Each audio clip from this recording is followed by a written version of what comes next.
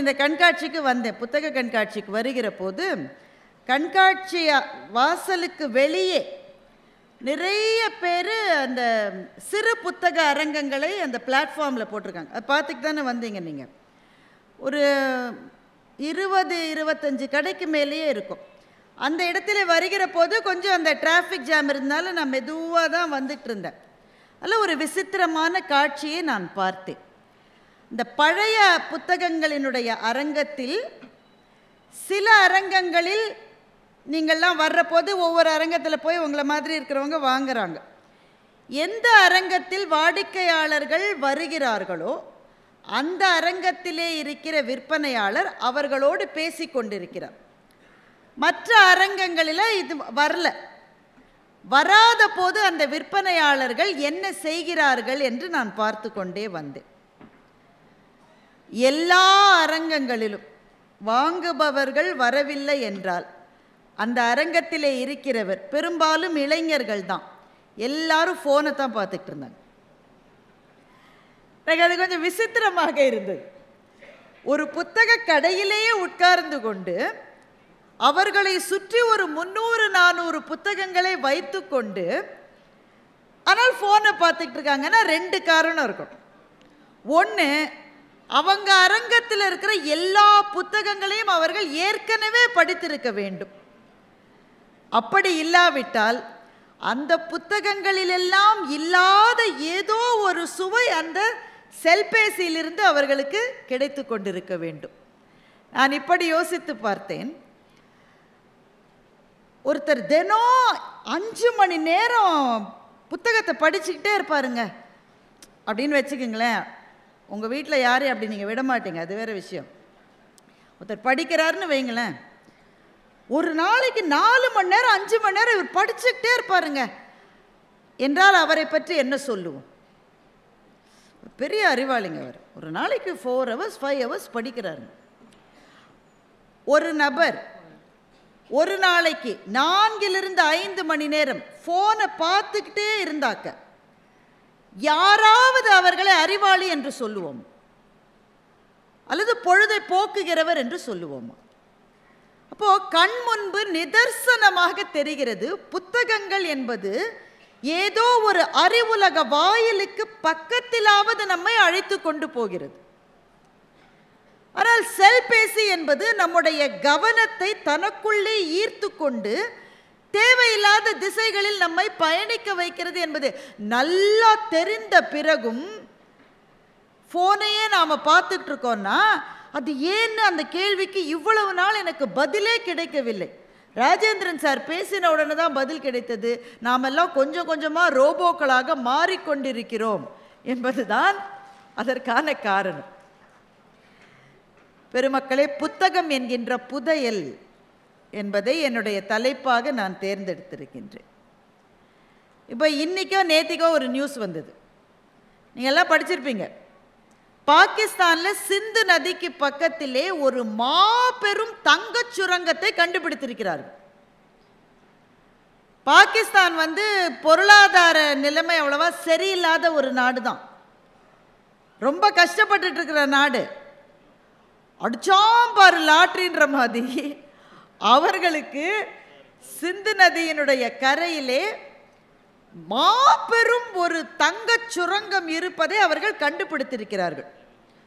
நூற்றுக்கணக்கான billion dollar மதிப்புள்ள தங்கம் அங்கே இருக்கிறது என்பதை அவர்கள் கண்டுபிடித்திருக்கிறார்கள்.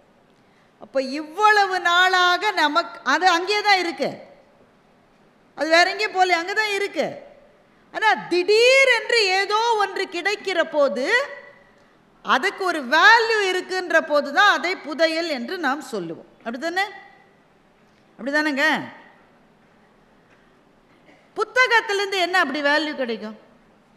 ரொம்ப விலையுயர்ந்த புத்தகமாக இருந்தால் கூட ஒரு 700 ரூபாய் 800 ரூபாய் 2000 ரூபாய் என்ன நமக்கு கிடைக்கும்? அதை புதையல் என்று எப்படி சொல்ல முடியும்? முதல்ல புதையலுடைய வேல்யூன்றதை பற்றி பேசுகிற போதே எனக்கு எழுத்தாளர் சுஜாதாவினுடைய ஒரு கதை ஞாபகம் வருது. அதுலேருந்தே ஆரம்பிக்கலாம். நம்ம தலைகீழ் ராணி என்று சுஜாதா ஒரு சிறுகதையை எழுதினார். ஒரு இன்ட்ரெஸ்டிங்கான கதை அது. ஸ்ரீரங்கத்தில் ஒரு தெருவில் ஒரு ரொம்ப வயசான ஒரு தாத்தா இருக்கார். தன்னந்தனியாக அந்த வீட்டில் வாழ்ந்துட்டு இருக்கார்.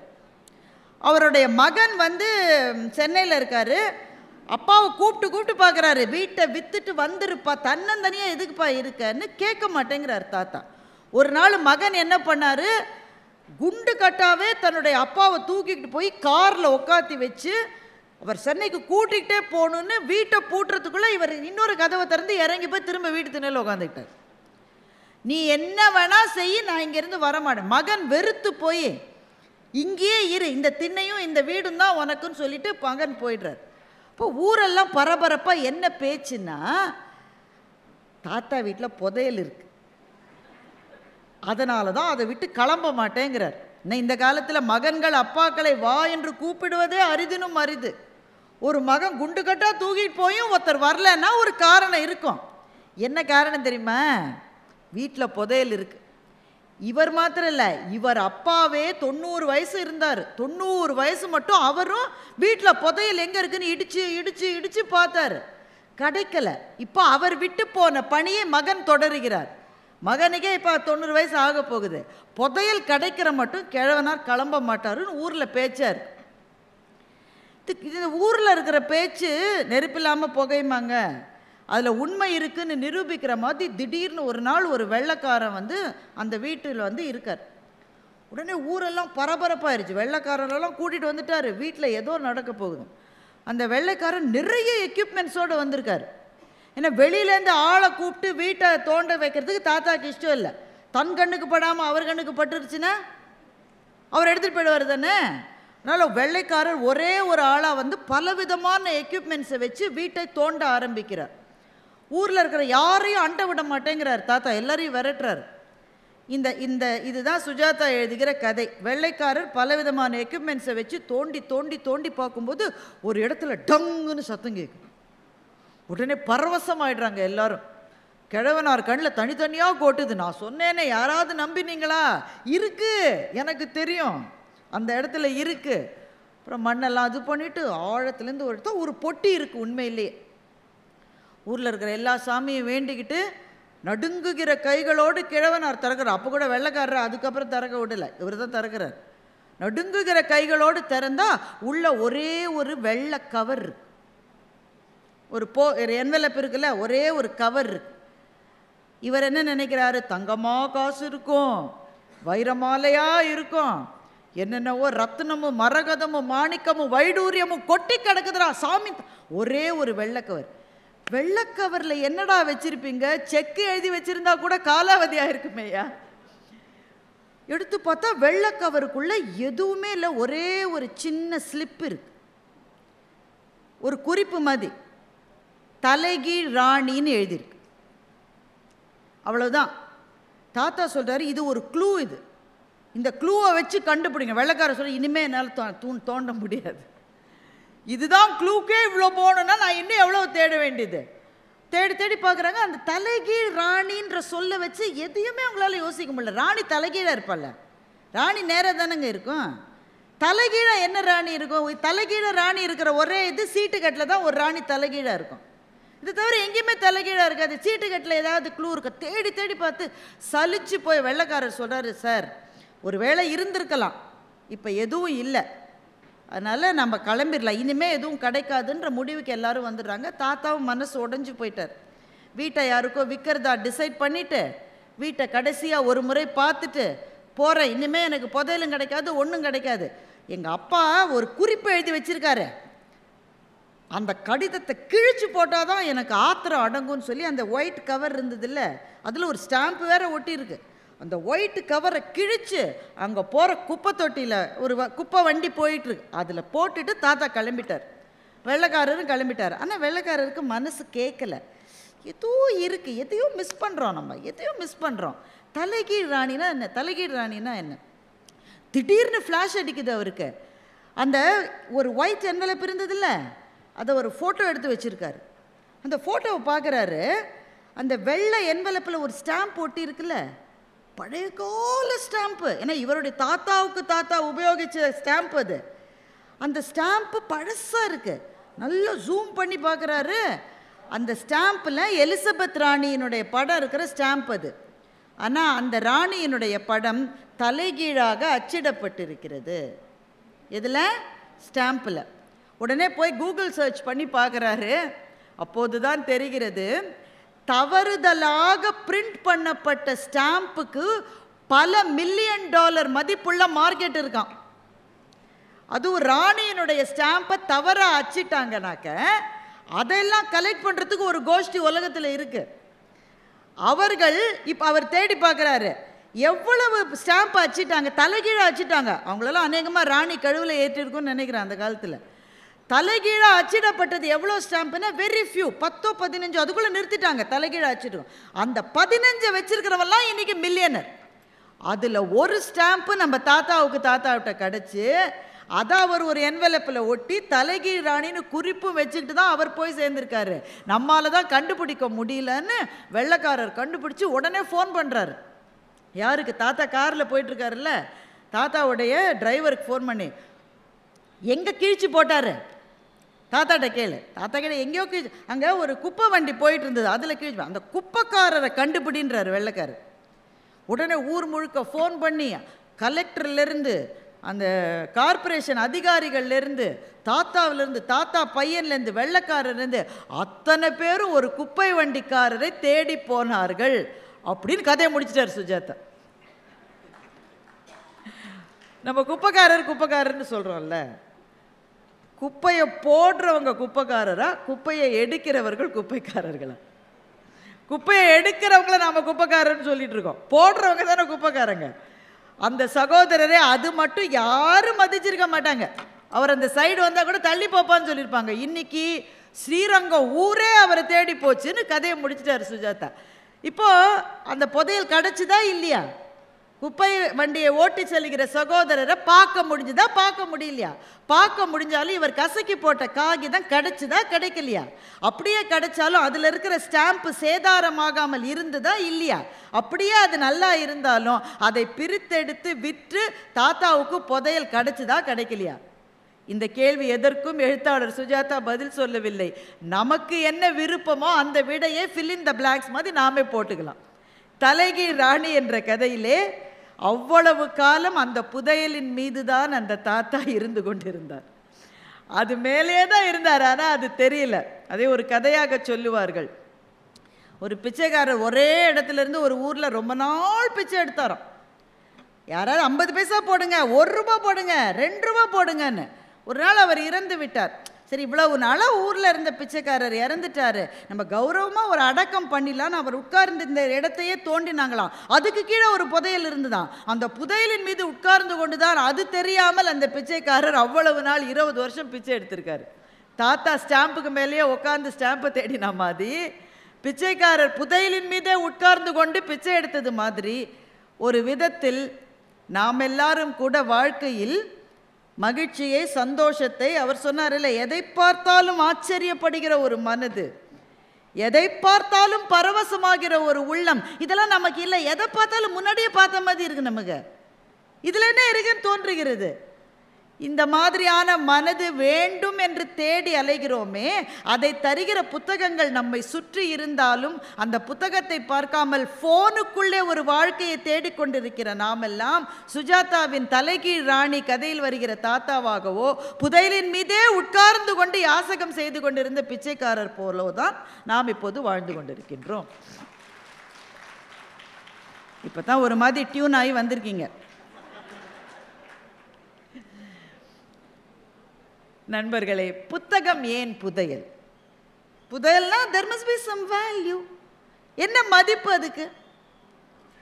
ஒரு வார்த்தை, ஒரு வாசகம், ஒரு கவிதை, ஒரு கதை, ஒரு நூல், இது எதுவுமே ஒருவரினுடைய வாழ்க்கைக்கு புதையலாக முடியும். இது எல்லாமே புத்தகத்தில் தான் இருக்கு. இது எதுவும் ஒரு வாழ்க்கைக்கான புதையலாக முடியும். எது புதையல்? நீங்க கடையில் போட்டு ஒரு காசு கொடுத்து வருவது அல்ல புதையல். எது உங்களினுடைய வாழ்க்கையை மலர வைக்கிறதோ அது எல்லாமே புதையல் தான். பெரும் பணக்காரர்கள் கூட எதையோ தேடிக்கொண்டிருக்கிறார்கள், ஏதோ ஒரு நிம்மதியை, ஏதோ ஒரு சந்தோஷத்தை. தன்னந்தனியாக இருக்கேன், எனக்கு ரொம்ப தனிமையாக இருக்குது. You're always lonely at the top என்று சொல்லுவார்கள். உயரங்களுக்கு போக போக போக போக தனிமை தான் கிடைக்கிறது. ஒன்றுமே இல்லாமல் இருந்த போது 40 பேர் 50 பேர் இருந்தாங்க. நீ மேலே போக போக போக சுற்றி பார்த்தா யாருமே இல்லை. அப்படியே 2-3 பேர் நின்னாலும் இவன் நம்மளை கொன்னுருவானோன்னு பயமாகவே இருக்கு எப்பவும். அப்போ உயரங்களிலே இருக்கிற போது தனிமையும், தாழ்வரைகளில் இருக்கிற போது நட்பும் இருக்கிற அதிசயம்தான் இந்த வாழ்க்கை.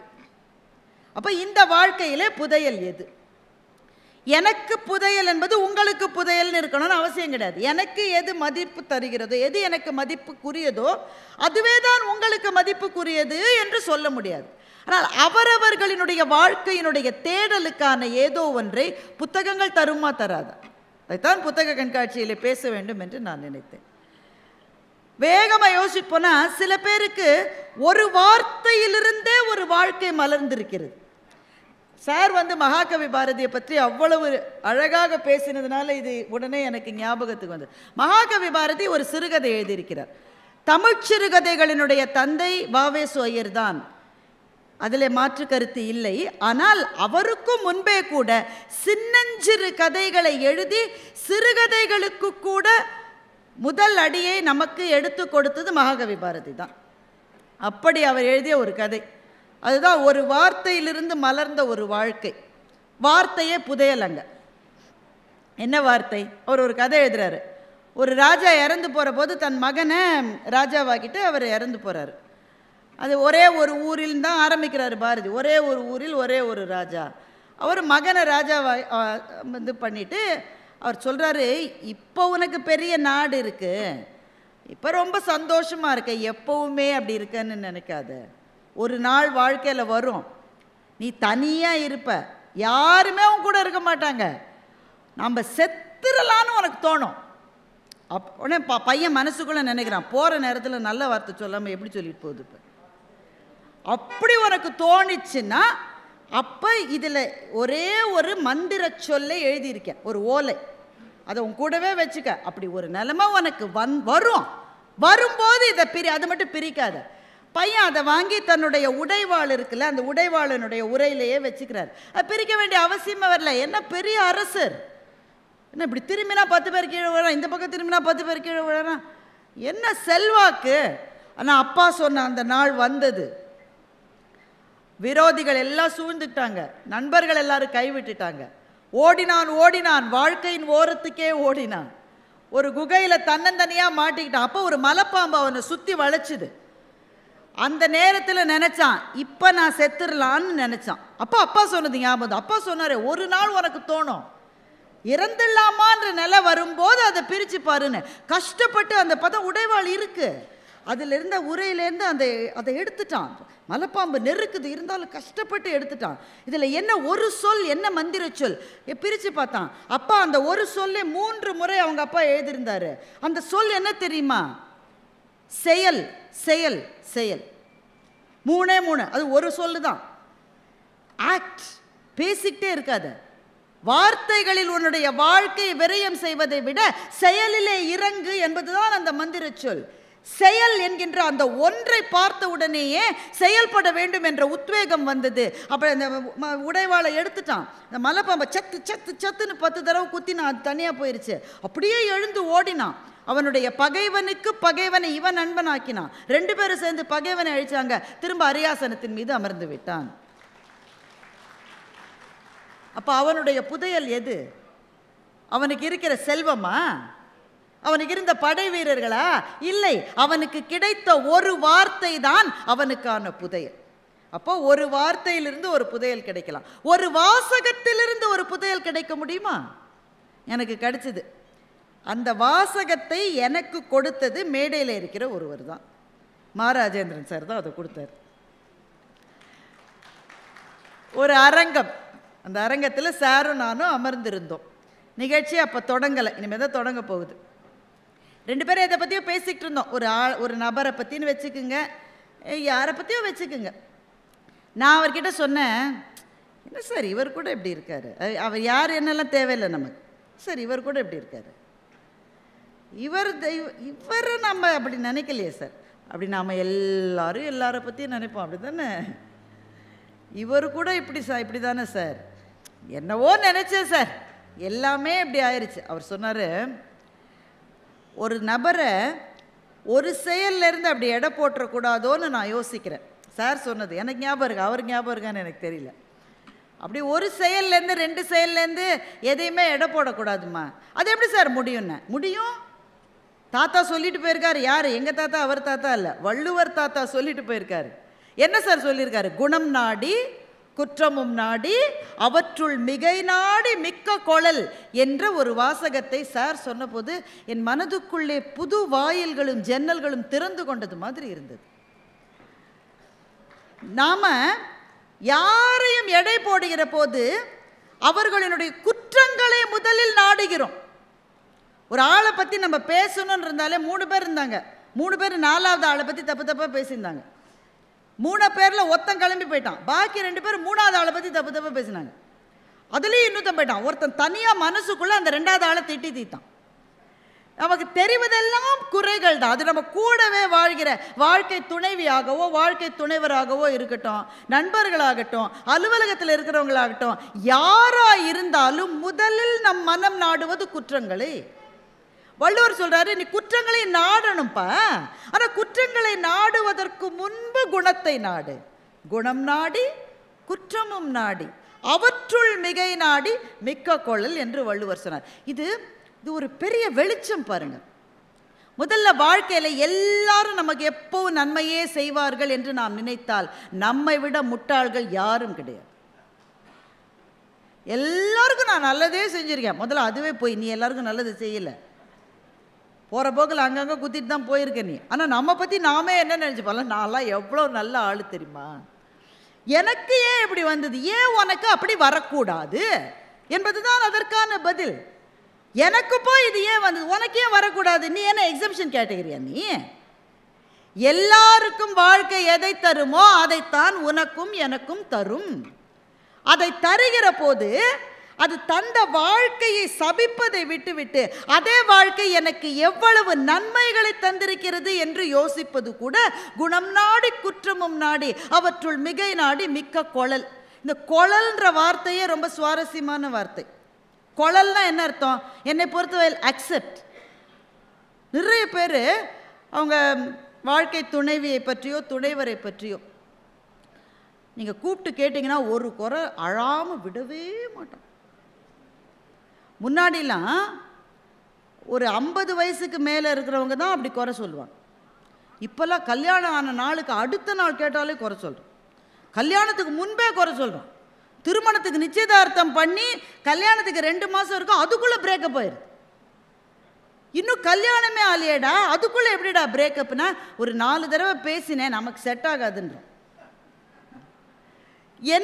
என்ன காரணம் தெரியுமா?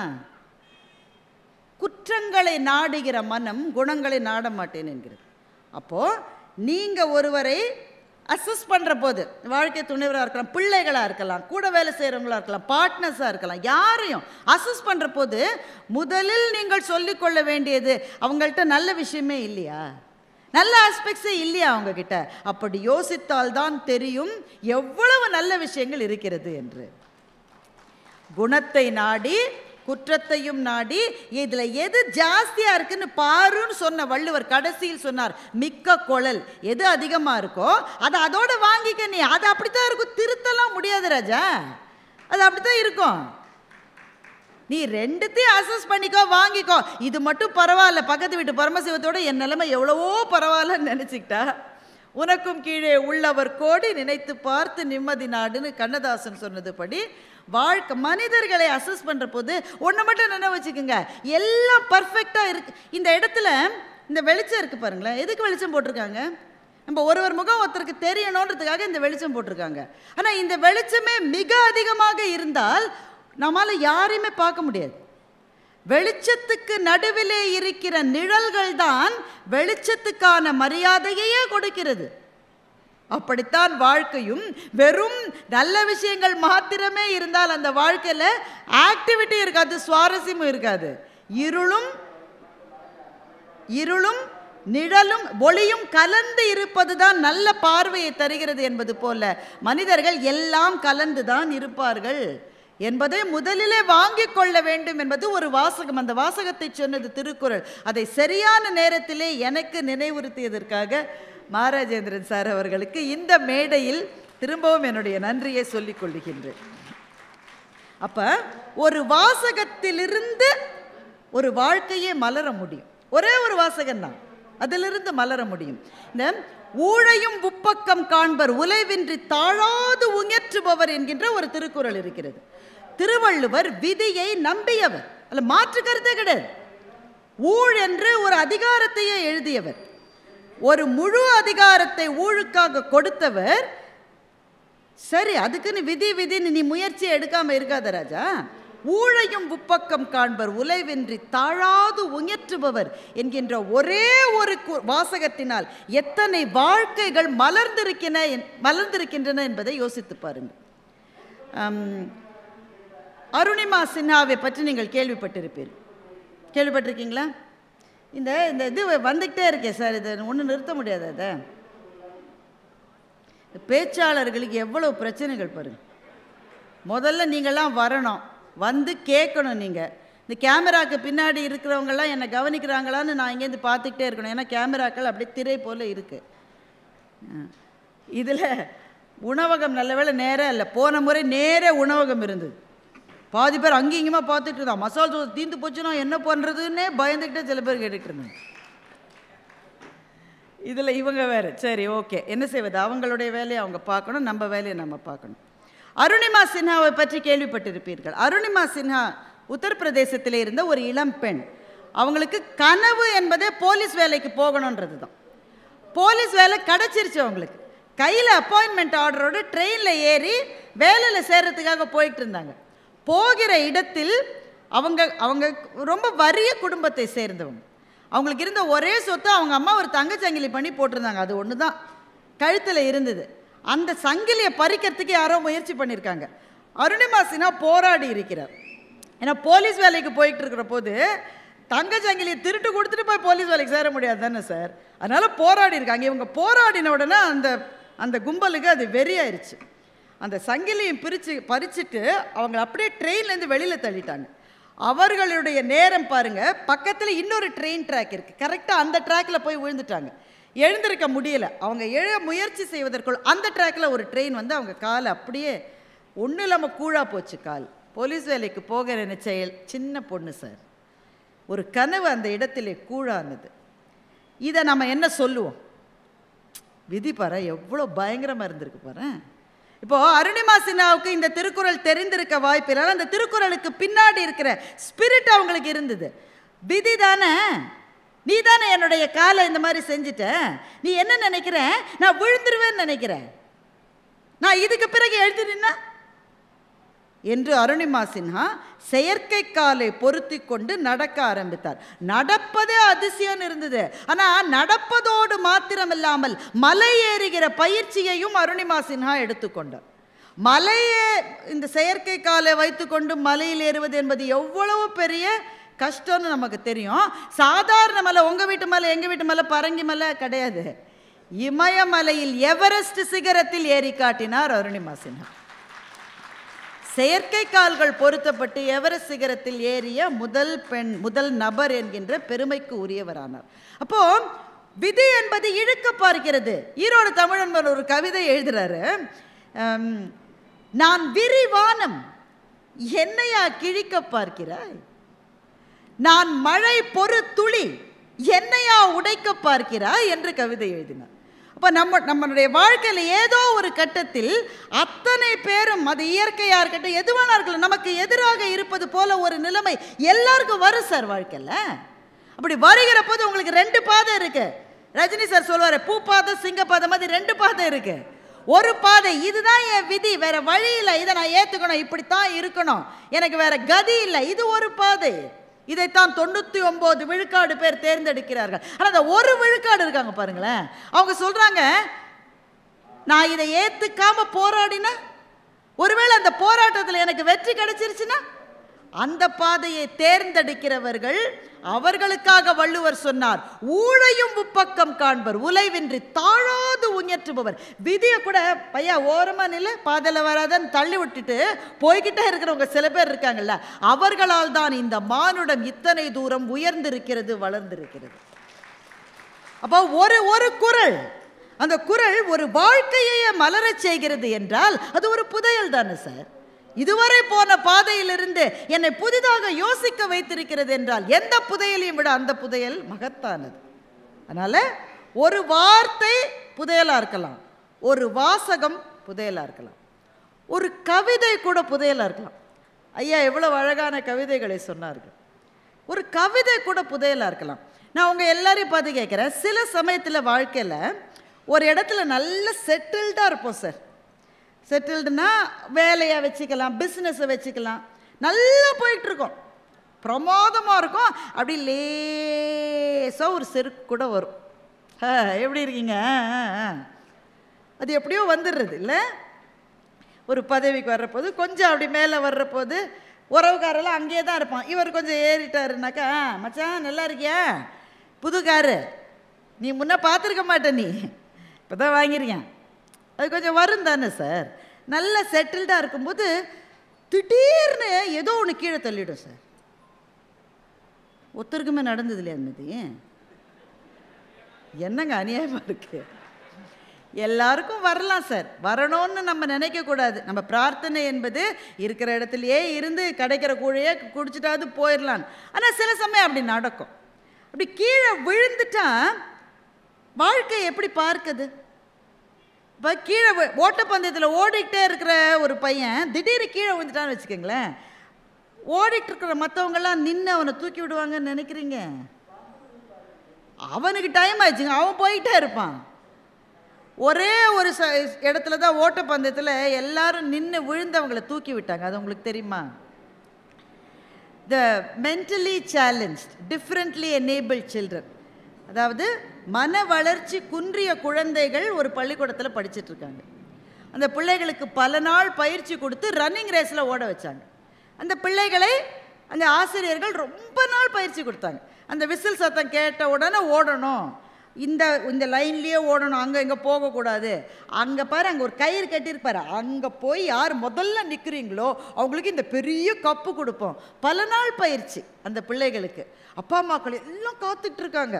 அந்த பிள்ளைங்க நடக்கிறதே அப்பா அம்மாவுக்கு சந்தோஷம் சார். அது ரன்னிங் ரேஸில் ஓடுறதுன்னா அந்த அப்பா அம்மாவுக்கு எப்படி இருக்கும்ல, எல்லாம் காத்துட்டு இருக்காங்க. விசில் ஊதியாச்சு, இந்த பிள்ளைங்க வந்து நல்லா செஞ்சாங்க, எல்லாம் ஓட ஆரம்பிச்சாங்க. ஓடிட்டே இருக்கும்போது ஒரு பிள்ளை விழுந்துருச்சு சார். இது பாருங்களேன், பாக்கி எல்லா பிள்ளைகளும் நான் தான் முதல்ல போய் கப்பு வாங்கணும்னு எதுவுமே நினைக்கல. எல்லாம் திரும்பி வந்து இந்த விழுந்த பிள்ளைய தூக்கி விட்டுட்டு அது எழுந்த பிறகு எல்லாம் தொடர்ந்து ஓட ஆரம்பிக்குது. நாம அவங்களே மன வளர்ச்சி குன்றியவர்கள்னு சொல்லிட்டு இருக்கோம். அவங்க நம்ம பார்த்து அதே தான் சொல்லிட்டு இருப்பாங்கன்னு நினைக்கிறேன். ஆனால் அவர்களினுடைய பெருந்தன்மை வார்த்தைகளால் அதை சொல்லாமல் இருக்கிறார்கள். அப்படித்தானே? இப்போ சில கவிதைகள் நாம் போகிற பாதையையே மாற்றி வாழ்க்கையை சந்திக்க வைக்கின்றன. விழுந்த கல்யாண்ஜியினுடைய ஒரு கவிதை, வண்ணதாசனுடைய கவிதை. எங்கன்னாச்சு திருநெல்வேலிக்காரர் அவர், நானும் திருநெல்வேலி தான். அதனால் அவருடைய கவிதைகளை படிக்கிற போது கூடுதலாக அது மனம் வீசுவதாக எனக்கு தோன்றும். ஒரு கவிதை எழுதுறாரு, நான் சொல்கிறேன் பாருங்க. அந்த பூ அப்போதுதான் மரத்திலிருந்து விழுந்தது. புரியுதானே? அந்த பூ அப்போதுதான் மரத்திலிருந்து விழுந்தது. கொஞ்ச நேரம் எடுத்துக்கொண்டு சரியாக அமர்ந்து கொண்டது. அதற்கு பிறகு ஒரு முறை கூட தான் விழுந்த கிளையை அது திரும்பி பார்க்கவில்லை. இத்தனை நாள் மலர்ந்திருந்த பெருமிதமும் அதற்கு இல்லை. இப்போது விழுந்தோமே என்ற தன்னிறக்கமும் இல்லை. அதனுடைய ஒரு இதழிலிருந்து இன்னொரு இதழுக்கு நகர்ந்து போன 8 கால் பூச்சியை கூட அது வெறுப்போடு பார்க்கவில்லை. அது அப்படியே அமர்ந்திருந்தது, ஒரு விடையை சரியாக எழுதிவிட்டது போல் என்று வண்ணதாசன் கவிதையை முடித்தார். இந்த கவிதை எதை பற்றியதுன்னு நினைக்கிறீங்க? வண்ணதாசன் அண்ணாச்சிக்கு வேறு வேலை இல்லை. அவர் எப்போ பாரு பூவை பற்றி, இலையை பற்றி, இதுதான் அவர் இது பூவை பற்றிய கவிதையா என்றால் பூவை பற்றிய கவிதை தான். ஆனால் இது பூவை பற்றிய கவிதை மாத்திரமல்ல, இது ஒரு உயரத்திலிருந்து விழுந்து விட்டவர்கள் வாழ்க்கையை எப்படி பார்க்க வேண்டும் என்பதை பற்றிய ஒரு கவிதை. இப்போ அந்த கவிதையை திரும்ப சொல்றேன். அந்த பூ அப்போதுதான் மரத்திலிருந்து கீழே விழுந்தது. கொஞ்ச நேரம் எடுத்துக்கொண்டு சரியாக மண்ணிலே அமர்ந்தது. விழுந்த பிறகு ஒரு முறை கூட அந்த கிளையை அது திரும்பி பார்க்கவில்லை. இதுவரை மலர்ந்திருந்த பெருமிதமும் அதற்கு இல்லை. இப்போது விழுந்து விட்டோமே என்ற தன்னிறக்கமும் அதற்கு இல்லை. தன்னுடைய ஒரு இதழிலிருந்து இன்னொரு இதழுக்கு நகர்ந்து போன சில 8 கால் பூச்சியை கூட அது வெறுமையோடு தான் பார்த்தது. அது அப்படியே அமர்ந்திருந்தது, ஒரு விடையை சரியாக எழுதிவிட்டது போல. இப்ப பாருங்க, வாழ்க்கையில் சில நிலைகளிலிருந்து விழுகிற போது அந்த பூவை போல நாம் அங்கதானே இருந்தோன்னு திரும்பி பார்க்காமல் நம்மால் இருக்க முடியும் என்று சொன்னால் அந்த பூவை போல நாமும் பெருமைக்கு உரியவர்கள் தான். இப்போ ஒரு இடத்திலிருந்து விழுவோன்னு நினைக்காத சமயத்தில் எவனாவது ஒருத்தன் குழி பறிச்சிருப்பான். அநேகமாக பக்கத்தில் இருக்கிறவன் தான் பறிச்சிருப்பான். எதிரிகளை எதிர்த்து நான் போராடுகிறேன், இறைவா நண்பர்களிடமிருந்து என்னை காப்பாற்றுன்னு ஒரு ஆங்கில கவிஞன் கவிதை எழுதினான். அப்போ யாரோ தள்ளி விட்டுருக்காங்க, இல்லை நீங்களே கூட விழுந்திருக்கலாம். ஆனால் விழுந்த பிறகு எப்படி இருந்தேன் இல்லை, ரிட்டையர் ஆன பிறகு அந்த ஆஃபீஸ்க்கு திரும்ப போவீங்களா சார்? போகாதீங்க, தயவுசெய்து போகாதீங்க. ரிட்டையர் ஆகி அவங்க சொல்லுவாங்க, அடிக்கடி வந்துகிட்டே இருங்க, நீங்கள் இல்லாமல் சீட் போயிடாதீங்க, மானக்கேடு உண்டாகும். கடைசி நாள் பெரிய மாலையெல்லாம் போட்டு பூச்செண்டு கொடுத்து வீடு மட்டும் கொண்டு வந்து விடுவாங்க. எதுக்கு?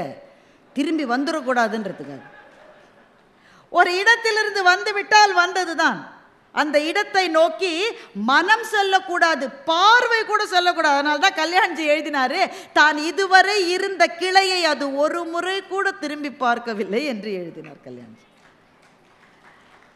இன்னொரு கவிதை சொல்றேன். இது போகன் எழுதிய ஒரு கவிதை. போகன் அந்த கவிதையில் இது உன்னிப்பாக கவனிக்க வேண்டிய கவிதை. அவர் வேற பேசிக்கிட்டே இருக்கார், இருந்தாலும் கொஞ்சம் கஷ்டப்பட்டு கவனிங்க.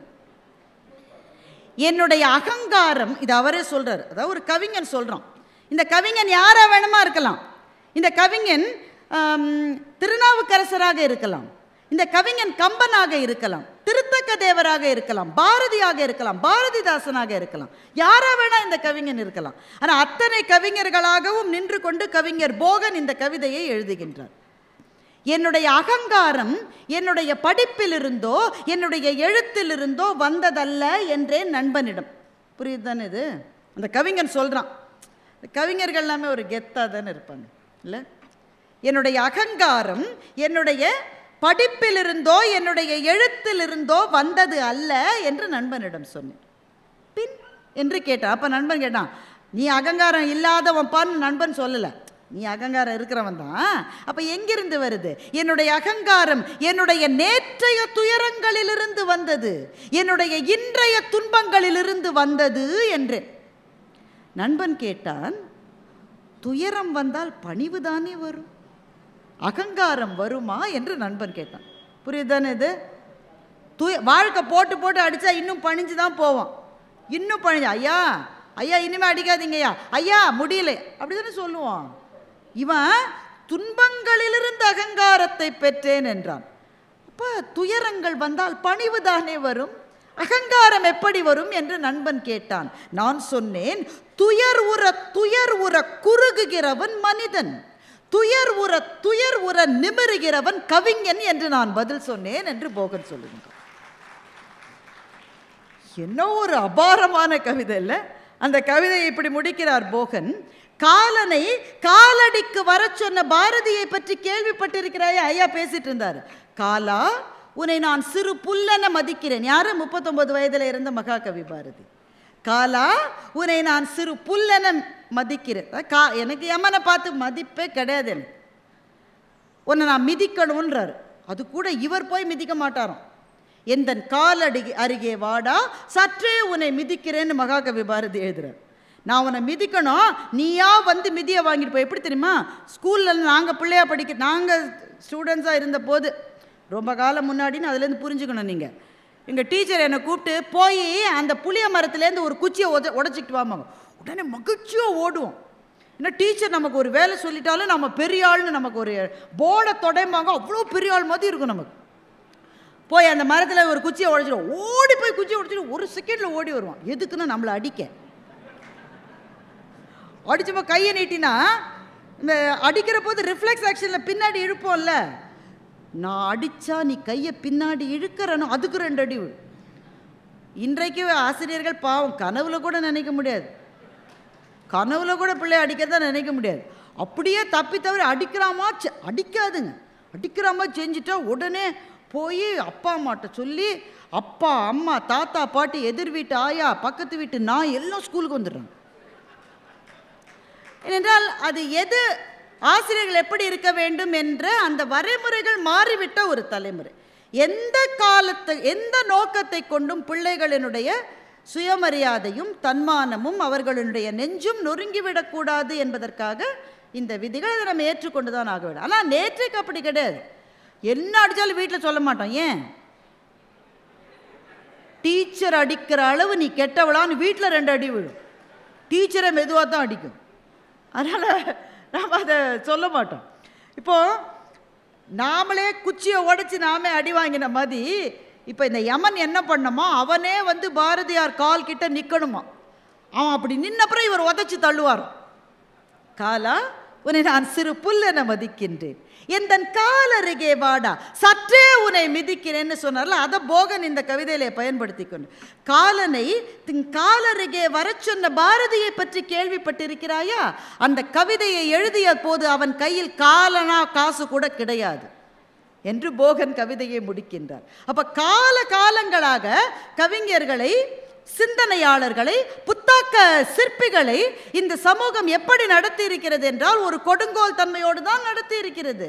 மன்னவனும் நீயோ வளநாடும் உனதோ உன்னை நினைத்தோ தமிழை ஓதினேன் என்று கம்பன் சொன்னான்.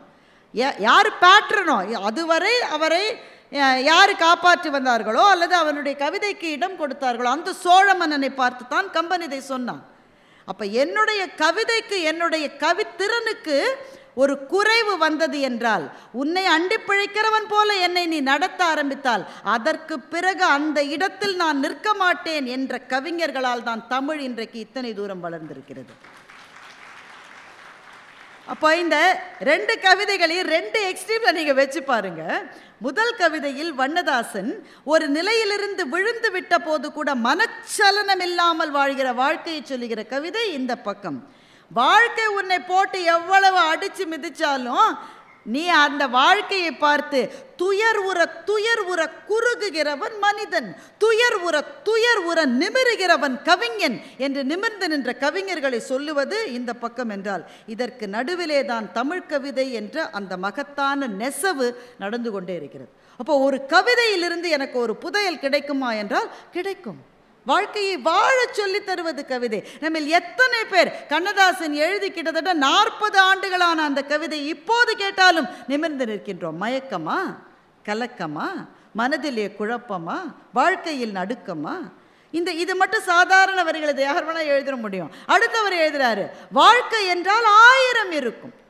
இந்த வரி நமக்கு சொன்னது போலவே இருக்கு. நம்ம வாசல் தோறும் வேதனை இருக்கும், வந்த துன்பம் எதுவென்றாலும் வாடி நின்றால் ஓடுவதில்லை, எதையும் தாங்கும் இதயம் இருந்தால் இறுதி வரை நிம்மதி நிலவும்னு சொல்றாரு கண்ணதாசன். என்றால் ஒரு கவிதை வாழ்க்கையே மாற்றி பார்க்கிற ஒரு பார்வையை கொடுக்க முடியுமா என்றால் கொடுக்க முடியும். அதுதான் கவிதையினுடைய சிறப்பு. அப்போ ஒரு சொல்லிலிருந்து ஒரு புதையல் கிடைக்கலாம், ஒரு வாசகத்திலிருந்து ஒரு புதையல் கிடைக்கலாம், ஒரு கவிதையிலிருந்து ஒரு புதையல் கிடைக்கலாம், ஒரு சிறுகதையிலிருந்து ஒரு புதையல் கிடைக்கலாம். எத்தனையோ சிறுகதைகள் நெஞ்சத்துக்குள் அலைமோதுகின்றன. இன்றைக்கு நான் சொல்ல போகிற சிறுகதை எழுத்தாளர் சூடாமணி அவர்களினுடைய ஒரு சிறுகதை.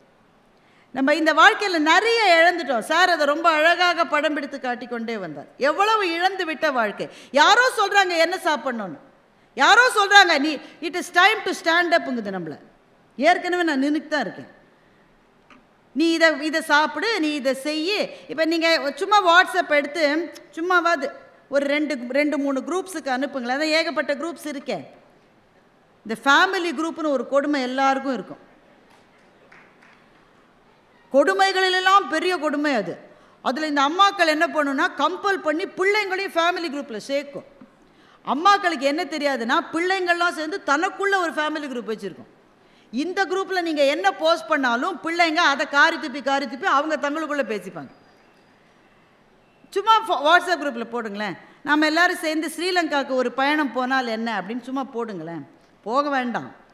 நீங்கள் போட்டிங்கன்னா அதை போட்ட 2 மணி நேரத்துக்குள்ளே நீங்கள் ஃபேஸ்புக்கு போனாலும் சரி, இன்ஸ்டாவுக்கு போனாலும் சரி, எதுக்கு போனாலும் சரி, ஸ்ரீலங்காவில் வந்து உங்களுக்கு சொர்க்கத்தை காட்டுகிற இடங்கள் இதெல்லாம், நீங்கள் ஸ்ரீலங்காவில் தங்க வேண்டிய.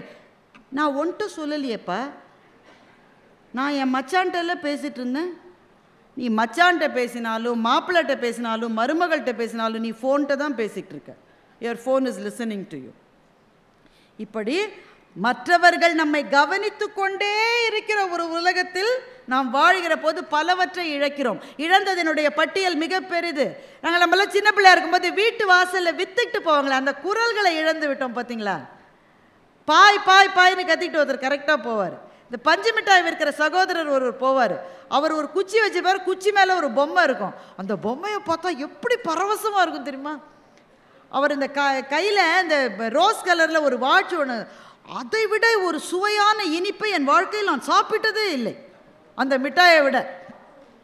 எவ்வளவு இழந்திருக்கிறோம். இப்படி இழந்ததுலாம் பரவாயில்ல, ஏன்னா இழந்ததுக்கு பல வேற ஒன்று கிடைக்கும் வாழ்க்கையில். ஆனால் மிகப்பெரிய இழப்பு என்று நான் நினைப்பது சகோதர சகோதரிகளுக்கு இடையிலே இருக்கின்ற அந்த ஒற்றுமை கலந்த ஒரு வாழ்க்கை. நீங்கள் ஒத்துக்கிறீங்களான்னு எனக்கு தெரியல, ஆனால் முன்ன மாதிரி அது இல்லைன்னு தான் எனக்கு தோன்றுகிறது. சூடாமணி ஒரு கதை எழுதுகின்றார். அந்த கதையில் ஆரம்பத்தில் எல்லார் அவங்க அந்த கதையை எழுதி 40 வருஷத்துக்கு மேலே இருக்கும். ஆனால் அந்த கதையை கேட்டால் இப்போ நடக்கிற மாதிரியே இருக்கும். அதுதான் சூடாமணியினுடைய எழுத்தினுடைய சிறப்பு.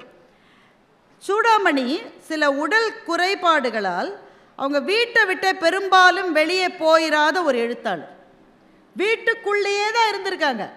ஆனால் வீட்டுக்குள்ளே இருந்து அவர்கள் அவதானித்த உலகம் என்பது அத்தனை பிரம்மாண்டமாக இருந்திருக்கிறது. இந்த கதையில் ஒரு அண்ணன் ஒரு தம்பி. அண்ணன் வந்து கலெக்டர் ஆஃபீஸில் பெரிய பதவியில் இருக்கார். தம்பி ரொம்ப ரொம்ப ரொம்ப ரொம்ப சாதாரணமான ஒரு பதவியில் இருக்காங்க. இப்போ அண்ணனுக்கும் தம்பிக்கும் இருக்கிற உறவு எப்படி என்பது நான் சொல்லாமலே உங்களுக்கு விளங்குமே. அண்ணனும் தம்பியும் ஒருவரோடு ஒருவர் பேசிக்கொள்வதே கொஞ்சம் கொஞ்சமாக நிறுத்திட்டாங்க. அப்படியே அவங்க பேசினாலும் அவங்க வீட்டுக்காரமாக அவர்கள் உரையாடுவதை விரும்புவதே கிடையாது.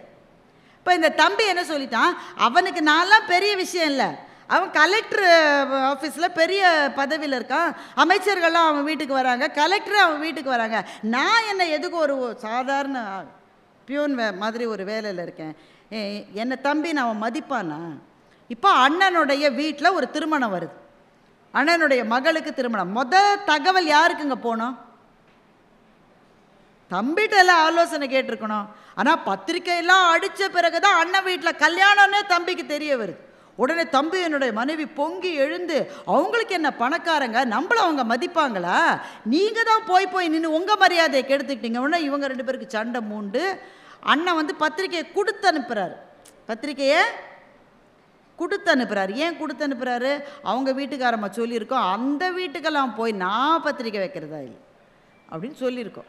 தம்பி சொல்லிட்டார், கல்யாணம் பக்கத்திலே தான் மண்டபம், ஒரே பெரிய பந்தல் போட்டு பிரம்மாண்டமாக இருக்குது. தம்பி என்னுடைய மனைவிக்கு டிக்கு டிக்கு டிக்கு டிக்குன்னு ஆவல். நான் வேணா போயிட்டு வரட்டாங்குது. அவமானப்பட்டு வருவேன். நானே போல, நீ எதுக்கு போகிற? இல்லை, என்ன சீர் வச்சுருக்காங்க, என்ன செஞ்சுருக்காங்க, என்ன வரிசை வச்சுருக்காங்க, யார் யார் வர்றாங்க, அதை மாத்திரம் பார்த்துட்டு, சிச்சி அங்கெல்லாம் நான் சாப்பிட மாட்டேன், கை நினைக்கவே மாட்டேன், அதை மாத்திரம் பார்த்துட்டு வரேன்னு மனைவி மட்டும் வேவு பார்க்க போகுது. கல்யாணத்துக்கு போல வேவு பார்க்க போகுது. போன இடத்துல அந்த அண்ணனுடைய மனைவி தம்பியினுடைய மனைவியை பார்த்து, ஏம்மா வழி தெரிஞ்சுதான், அவங்க வீட்டுக்காரர் வரலையா, கூப்பிட்ற மாதிரி கூப்பிட்டா வர்றவங்களாம் வருவாங்க, கூப்பிட்ற மாதிரி நீங்கள் உறவை வச்சுக்கிட்டு இருந்தால் நாங்கள் வந்து கூப்பிட்ருவோம், பேசிக்கிட்டே போகிறாங்க. அதுக்குள்ளே கல்யாணத்துக்கு டைம் ஆயிடுச்சு. அண்ணன் வந்து மாடியிலேருந்து கலெக்டர் வந்துட்டார். கலெக்டரை வரவேற்க அண்ணன் மாடியிலேருந்து தப்பான்னு இறங்கி வர்றாரு. வழியில் யாரோ காஃபியை கொட்டி வச்சுருக்காங்க. கால் வழுக்கி விழுந்து ஃப்ராக்சர் ஆயிடுச்சு. வலி தாங்க முடியாமல் அண்ணன் கத்துறாரு. இப்போ அவர் தான் நின்று அந்த சடங்கு முறையை செய்யணும். அப்பா இருந்து செஞ்சால் தானே திருமணத்தை செய்ய முடியும். உடனே அண்ணனுடைய மனைவி ஐயோ இப்படி ஆயிடுச்சு, எந்த கண்ணு பட்டுதோ, எந்த நொல்லை கண்ணு பட்டுதோ, இப்படி ஆயிடுச்சே. சரி, கல்யாணத்தை வேறு தேதிக்கு மாற்றி வைக்கலாங்குது அண்ணனுடைய மனைவி. அண்ணன் சொல்ல அதெல்லாம் மாற்றி வைக்க முடியாது, கலெக்டர் வந்துட்டார், மினிஸ்டர் வந்துகிட்டே இருக்கார், நான் அவங்களோட டேட்டை வாங்கி தான் இந்த தேதியை வச்சேன், மண்டபத்தை பிடிச்சிருக்கோம், அதெல்லாம் மாற்ற முடியாது, நீங்கள் இப்படி இருக்கிற போது எப்படி செய்ய முடியும்? அண்ணன் சொன்னார், நான் நிற்க வேண்டிய இடத்துல நான் இல்லைன்னா நிற்கிறதுக்கு ஒரே ஒரு ஆளுக்கு தான் முடியும், என் தம்பியை போய் கூட்டிகிட்டு வாங்க. உடனே தம்பி மனைவி அங்கே இருக்குல்ல, அது உள்ளுக்குள்ளே கிளுகிளுன்னு இருக்கும். அது சொல்லிச்சு, அவர் வரமாட்டார், கல்யாணத்துக்கே வராதவர், நீங்கள் வராத நான் வராத கூடாதோ, நீ வா நான் வரணுமா, நாங்கள் என்ன நீங்கள் வச்ச ஆளுங்களா, நானே கூட சும்மா பார்த்துட்டு போகிறேன்னா அவர் அதுக்கு கூட வரல, நீங்கள் ஒன்றும் நினைக்காதீங்க, அவர் வரமாட்டார், நீங்கள் வேறு தேதியில் வைங்க. அண்ணா அவருக்கு அதுக்கெலாம் பதில் சொல்லலை. தன்னோட ஃப்ரெண்ட்ஸ் 2 பேரை கூட, என் தம்பியை போய் நான் வர சொன்னேன்னு சொல்லு போ.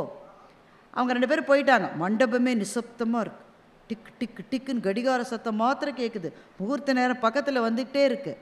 நேரம் ஆக ஆக தம்பியினுடைய மனைவிக்கும் மகிழ்ச்சி, அண்ணனுடைய மனைவிக்கும் மகிழ்ச்சி. இந்த ஒரே ஒரு விஷயத்தில் தான் ஒத்துமையாக இருந்தாங்க. ஏன்னா வரக்கூடாதுன்னு தான் 2 பேரும் நினைக்கிறாங்க. கிட்டத்தட்ட முகூர்த்த நேரம் வந்தது, வாசலில் நிழலாடியது. தம்பி வந்துட்டு, அண்ணா என்னாச்சுண்ணா உனக்கு?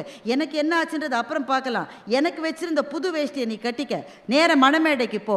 ஒரு இடத்துல நான் நிற்க முடியலன்னா அதை செய்யறதுக்கு உனக்கு மாத்திரம்தான்டா உரிமை இருக்கு.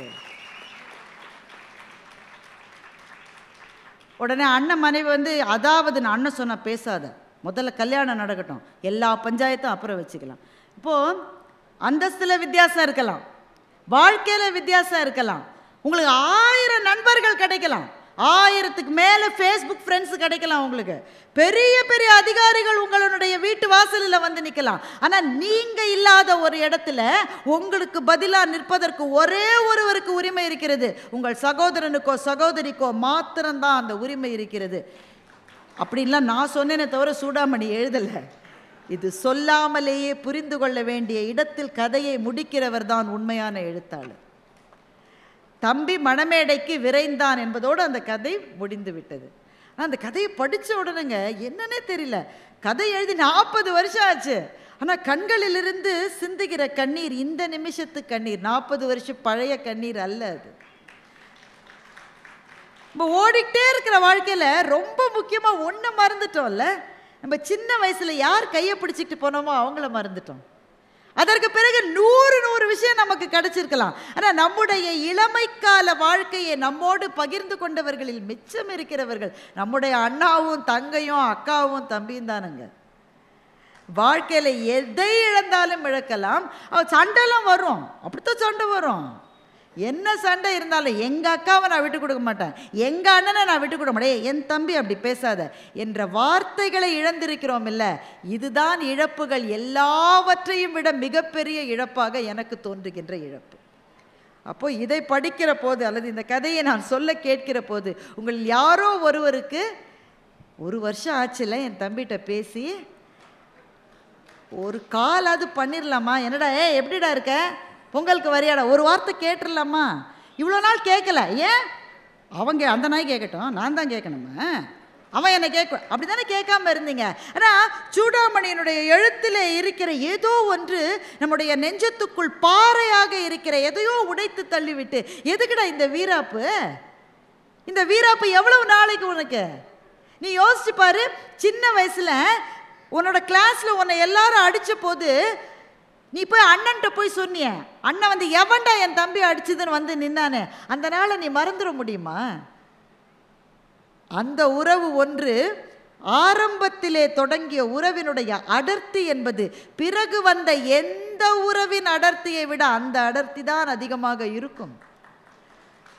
அது ஆண்களுக்கும் சரி பெண்களுக்கும் சரி. சகோதர சுவைன்னு சூடாமணி இன்னொரு கதை எழுதியிருக்காரு.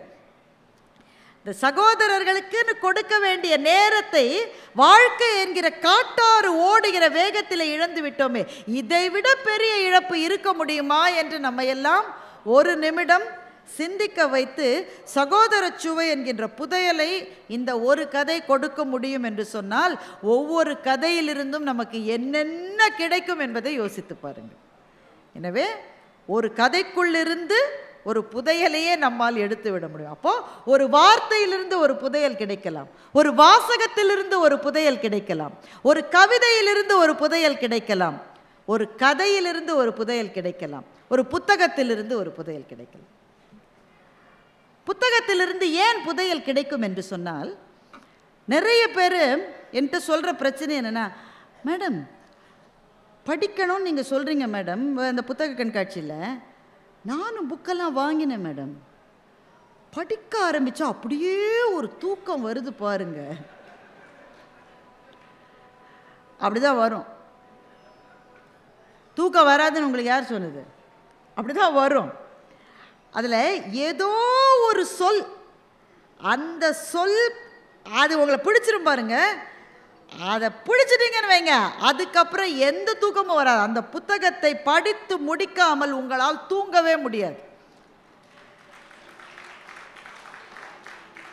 ஏன் புத்தகம் நம்மை அந்த எல்லைக்கு அழைத்து போகிறது என்றால், புத்தகம் ஒன்றில் தான் படிக்கிற போது நம் நெஞ்சத்துக்குள் காட்சிகளை நம்மால் வரைந்து கொள்ள முடியும். நமக்கான இசையை நாமே உருவாக்கி கொள்ள முடியும். நம்முடைய கற்பனை என்கின்ற குதிரைக்கு 4 கால்களும் 6 சிறகுகளும் கொண்டு அது வானத்தில் எழுகின்ற அழகை நாமே பார்க்க முடியும். அந்த எழுத்தாளர் யார்? அவரை நான் இதுவரை பார்த்ததே கிடையாது. அவர் என்ன ஜாதின்னு எனக்கு தெரியாது. அவர் எந்த ஊர்க்காரர் எனக்கு தெரியாது. அவர் எந்த இடத்துல வேலை செய்கிறாரு? காசு இருக்கிற எழுத்தாளரா காசு இல்லாத எழுத்தாளரா எனக்கு கவலை இல்லை. ஆனால் என் நெஞ்சத்துக்கு அவர் மிக நெருங்கியவர். அந்த எழுத்தாளரை என்றாவது ஒரு நாள் நான் சந்தித்தால் அநேகமாக அவர் பக்கத்தில் போய் உங்கள் கதைன்னா எனக்கு ரொம்ப பிடிக்கும் சார்னு சொல்லக்கூட மாட்டேன்னா.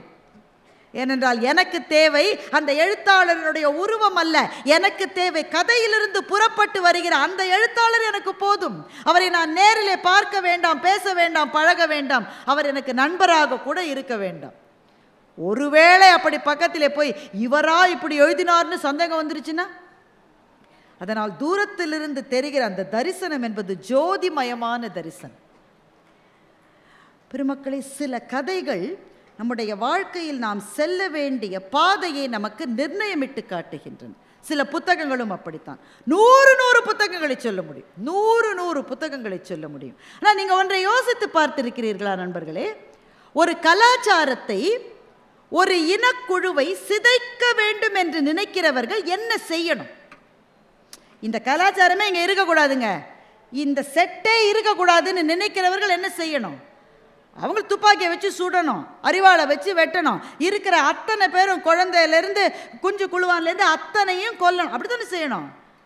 ஆனால் என்ன ஆச்சரியம் பாருங்கள், ஒரு பண்பாட்டையே மறையச் செய்ய வேண்டும் என்று நினைக்கிறவர்கள் அந்த பண்பாட்டினுடைய உரைக்கல்லாக இருக்கிற நூலகங்களைத்தான் எப்போதும் எரித்திருக்கிறார்கள். பண்டைய அலெக்சாண்ட்ரா என்ற நகரை பற்றி எரிந்தது ஏன்? அங்கே ஒரு நூலகம் இருந்தது. த பேஜன் கல்ச்சர் என்று ஐரோப்பாவிலே அன்றைக்கு பரவலாக இருந்த ஒரு பண்பாட்டு குறியீட்டை அழிக்க நினைத்தவர்கள் ஆட்களையும் கொன்றார்கள். அதை விட முக்கியமாக ஆட்களை கொன்றா கூட ஒருத்த புதுசா முளைச்சிட்டே இருக்காயா, புதுசா முளைக்கிறவன் இனிமே முளைக்காம இருக்கணும்னா அந்த பண்பாட்டினுடைய பாதுகாவலாக இருக்கிற நூலகத்தை எரிக்க வேண்டும் என்று அலெக்சாண்ட்ராவிலே பற்றி எரிந்த தீ முதல் தீ நாலாந்த அறிவின் களஞ்சியமாக பெட்டகமாக இருந்தது. அங்கே அந்த புத்தகங்களுக்கு, ஓலைச்சுவடிகளுக்கு இடப்பட்ட தீயை அணைப்பதற்கே மாத கணக்கில் ஆகியது என்று வரலாற்று ஆய்வாளர்கள் கூறுகிறார்கள். அத்தனையும் ஏன் எரித்தார்கள்? அந்த புத்தகங்களின் மீது இருக்கிற வெறுப்பினால் அல்ல. அந்த புத்தகம் இருக்கிற வரை அந்த அறிவு ஜீவி ஒருத்தங்க கிளம்பிக்கிட்டே இருப்பான். அடுத்த அறிவு ஜீவி வரக்கூடாது என்றால் புத்தகங்களை அழிப்பது ஒன்றுதான் வழி என்று சொன்னார்கள். அண்மையிலே எரிந்த தீ, யாழ் நூலகத்திலே எரிந்த தீ.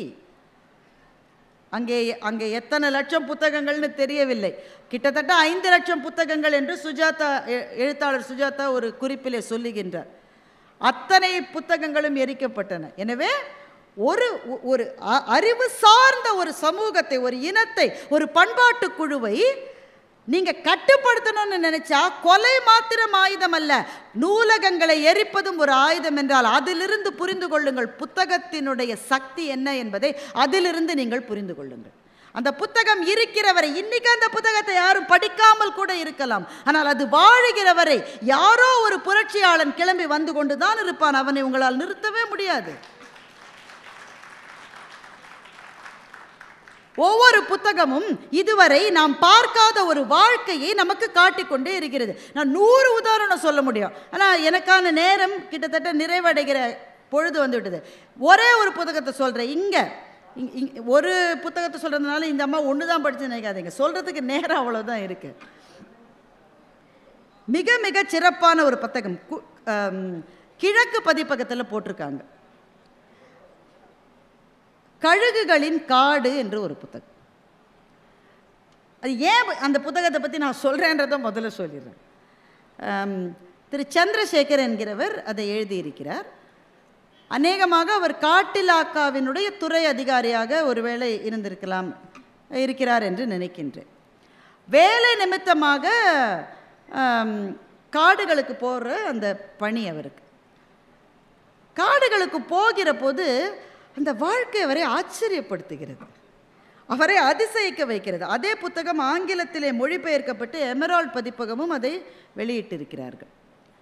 அவர் ஒரு தகவல் சொல்கிறார். இப்போ நான் சொன்னேன்ல, புக்கை படிக்கிறேன்னு தான் ஆரம்பிக்கிறேங்க, தூக்கமாக எனக்கும் அப்படி தான் வந்தது. அந்த புத்தகத்தை ஒரு நண்பர் மூலமாக பெற்றேன். நம்ம கழுகெல்லாம் எங்கெங்க நம்ம பார்த்துருக்கோம்மா. நான் திருவல்லிக்கேணியில் ரொம்ப வருஷம் இருந்தேங்க. அங்கே பக்கத்துலேயே என்ன இருக்குதுன்னு உங்களுக்கு தெரியும், ஒரு இடுகாடு இருக்கிறது. அதனால அங்கே கழுகை பார்த்துருக்கேன். இல்லாட்டி தினம் கழுகை பார்த்துட்டு இருக்கோம்மா. நம்ம வாழ்க்கையில் கழுகை பார்க்கறதே ரொம்ப இது. திருப்பரங்குன்றத்தில் கழுகு வரும்னு எங்களால் எக்ஸ்கர்ஷன் கூட்டிகிட்டு போங்க.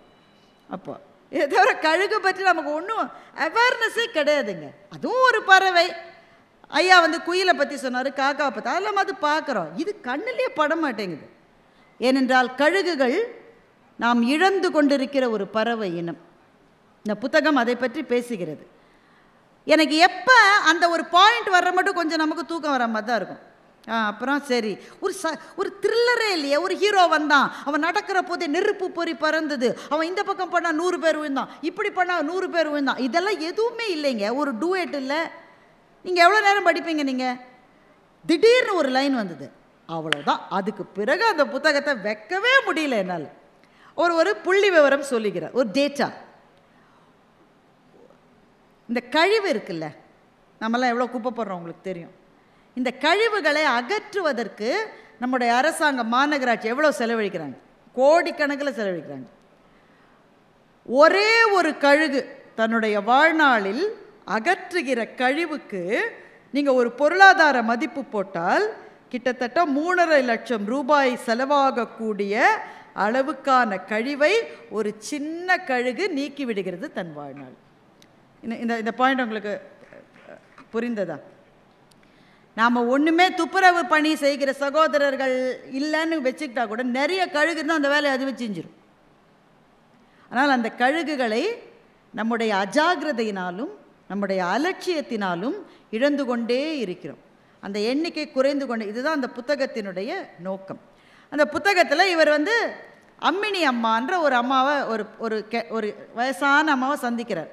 அவங்க பழங்குடி இனத்தை சேர்ந்தவர்கள். இவர் எதுக்கு போகிறாருனாக்க, அந்த பழங்குடி இனத்தை சேர்ந்த யாராவது ஒரு ஆடவர், ஒரு ஆண்கிட்ட இன்டர்வியூ எடுக்கணும்னு இவர் போகிறார். இவர் போன நேரம் பாருங்கள், ஆண்கள் யாருமே இல்லை. அவங்களாம் வேலைக்கு போயிட்டாங்களா? இல்லை, யாருமே இல்லை.